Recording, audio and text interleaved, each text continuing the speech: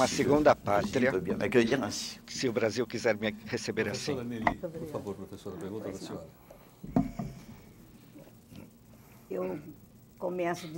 Je commence par dire que c'est un privilège de pouvoir vous parler en personne avec une personnalité avec qui je vis il y a presque 40 ans par l'esprit.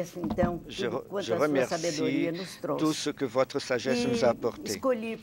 Et j'ai choisi pour ce premier contact une phrase que vous avez écrite, publiée récemment, où je vois qu'elle a synthétisé le noyau de votre pensée et de la problématique qu'aujourd'hui nous confrontons. L'Apocalypse ou Genèse. Je vais la lire rapidement pour que le spectateur se situe dans votre pensée.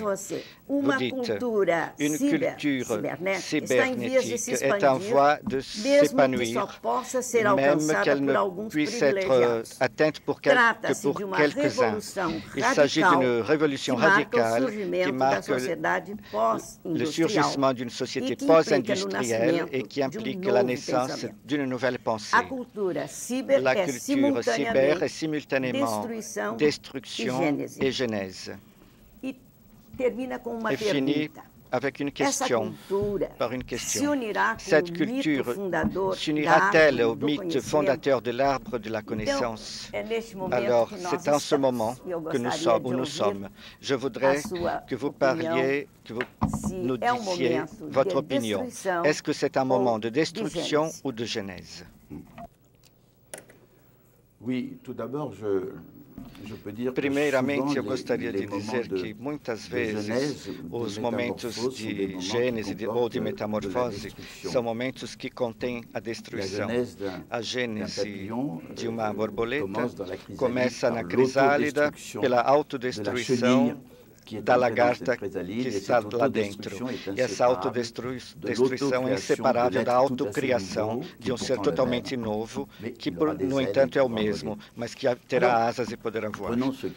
Então, tomando o caso dessa cibercultura, da qual estamos no início, e da qual não podemos ainda vislumbrar todo o desenvolvimento, ainda há 2 ou 3 anos, não se podia ainda vislumbrar a que ponto a economia, o mercado tomaria posse dessa cibercultura. No início era uma cultura de intercâmbio intelectual, audiovisual, mas é agora algo que está aparecendo, que talvez tente se apoderar de outras culturas, às vezes mesmo a serviço, se colocar a serviço de outras culturas. Conhece-se o caso do livro. Vemos que hoje livros podem ser colocados na internet e, nesse momento, as pessoas podem, evidentemente, ter o livro em casa, o que é muito bom. Mas será que o livro, como tal, as casas editoras que produzem os livros, não se arriscam a estar ameaçadas? Devemos ser vigilantes em relação a essas vantagens, as vantagens que isso pode trazer e também em relação às ameaças que isso pode produzir. Estamos, uma vez mais, num processo ambivalente, como todos os processos técnicos que dependem de seu uso. Será que os usos positivos são mais vantajosos que os negativos? Ainda não sabemos. Também acho que devemos seguir com atenção, mas desejo que... Eu não creio, aliás, que essa cultura será uma cultura que vai destruir a escrita, porque ela própria já comporta essa escrita. Então será um meio de comunicação, já é um meio de comunicação entre as pessoas e, claro, pode ser um meio de uso através das potências anônimas e dominantes que ameaçam o mundo de hoje. Professor Edgar, por favor, professor. Edgar, bom, você, melhor do que ninguém, é um pensador inclassificável. Vous êtes considéré un penseur inclassable. Plusieurs fois, on vous appelle sociologue, ou anthropologue, philosophe, parfois simplement penseur. Cela définit un peu mieux cette ambivalence où vous vous situez. Il y a une phrase dans l'un de vos livres où vous dites « La simplicité, elle est la barbarie de la pensée, et la complexité est la civilisation des idées ». se não me engano, é uma epígrafe. Si je ne me trompe pas, c'est une épigraphe de Science avec Conscience. Comment voyez-vous cette civilisation des idées au XXIe siècle, c'est-à-dire ce siècle qui est annoncé comme celui de la société de la connaissance, dominé par la robotique, par la biogénétique? Comment cette civilisation des idées pourrait se disséminer et proliférer au XXIe siècle? Alors, tout d'abord, je crois qu'il faut avoir Primeiro, é preciso ter uma concepção complexa das ideias. Nós consideramos as ideias como instrumentos conceituais para conhecer o mundo, o que é verdade. Temos ideias que são utilizadas pelo nosso conhecimento. Mas o que é preciso ver também é que há ideias, grandes ideias, que, alimentadas por nossos espíritos e pelo espírito da comunidade, tomam um poder autônomo. E elas se autonomizam relativamente. Claro, elas se autonomizam relativamente, como eu disse, porque nós a alimentamos com nossa fé. É como os deuses. Os deuses, para um religioso, esses deuses existem, eles falam com ele, pedem-lhe coisas, esperam algum serviço dele. E as ideias existem, já que podemos alimentar através de uma ideia, podemos matar por uma ideia, viver por uma ideia. Então essas ideias têm poder sobre nós. O que eu creio é que no reconhecimento dessa complexidade, veremos que é preciso tentar de não sermos esmagados pelas ideias, mas sim ter um diálogo com elas. Nós devemos criticar as ideias onipotentes com outras ideias, que são ideias críticas e reflexivas. Poder hoje escapar do controle de todas as potências que nossos espíritos forjaram e que nos dominam, que o mesmo acontece com a técnica, são os espíritos humanos que criaram a técnica, e hoje as técnicas nos ameaçam às vezes, e em alguns casos nos possuem. Então acho que a complexidade começa a reencontrar um diálogo entre si e sua ideia, entre nós e nossas técnicas. Bem entendido, eu dizia nessa fórmula que as ideias simples são mortais. Por quê? Porque hoje, considerando a complexidade do nosso mundo e dos nossos problemas, se quisermos resolver isso com uma ideia simples, por exemplo, a economia vai resolver tudo, ou a educação vai resolver tudo isso não vai levar a nada, porque vocês sabem muito bem que precisa compreender como os diferentes problemas estão em relação, como um determina os outros, e ter uma visão, primeiro, não fragmentada, não separada do mundo. Esse é o sentido da frase que você citou.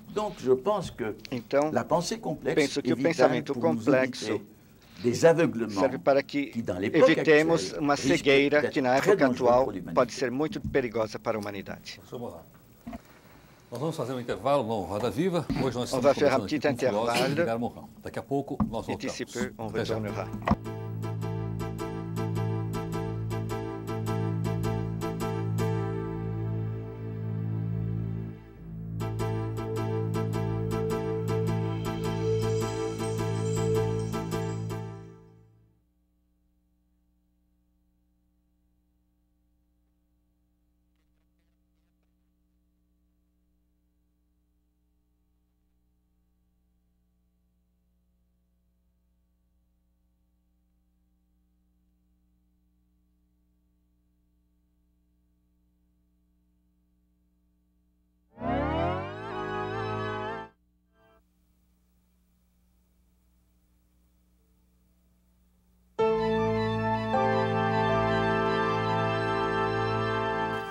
Nós voltamos hoje com o nosso Roda Viva. Hoje nós estamos entrevistando o sociólogo, filósofo, antropólogo Edgar Morin. Neste programa você não pode fazer perguntas, como normalmente você faz aqui no Roda Viva, porque ele está gravado.